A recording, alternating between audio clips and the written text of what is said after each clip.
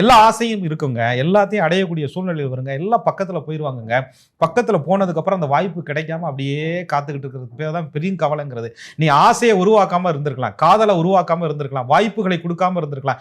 ஆசையும் உருவாக்கி வாய்ப்பையும் கொடுத்து காதலையும் கொடுத்து தொழிலையும் கொடுத்து எதுவுமே உனக்கு இல்லப்போ அப்படின்னு சொல்றது சுக்கிரனுடைய ஸ்டைல். ஆக அந்த சுக்கிரன் லக்னத்திற்கு எதிர்துருவமாக இருக்கும்போது இவர்களை கொஞ்சம் அப்படியே காமிச்சு பட்டாம்பூச்சியை பக்கத்தில் வச்சுட்டு பிடிக்க போகும்போது பறந்து போயிருச்சுங்கிற மாதிரி அனுபவிக்க விடாமல் இருக்கும். சும்மா படுத்திருக்கிற மேல வந்து அழகா உட்காந்துருக்கும் பட்டாம்பூச்சிங்கிற மாதிரி. என்னடா வாழ தகுதி இல்லாதவருக்கு வாழ்க்கை இருக்குது, வாழணும்னு நினைக்கிறவனுக்கு வாழ்க்கை இல்லைங்கிற மாதிரி ஏக்கத்தை கடகம் ஆயில்யத்தில் பிறந்தவர்களுக்கு சுக்கிரன் கொடுத்துட்றாரு. தொழில் அமைப்பில் வரும்போது ஸ்மார்ட்டாக வந்துடுறாங்க, 2வது பாட்டில் சம்பாரிச்சிடுறாங்க. அந்த சுக்கிரனில் வீடு, காரு, வண்டி, வாகனங்கள்லாம் வாங்கிடுறாங்க. 1க்கு 2 வண்டி, 1க்கு 2 வீடு, சின்ன வயசுலேயே அற்புதமாக செட்டில் ஆயிடுறாங்க.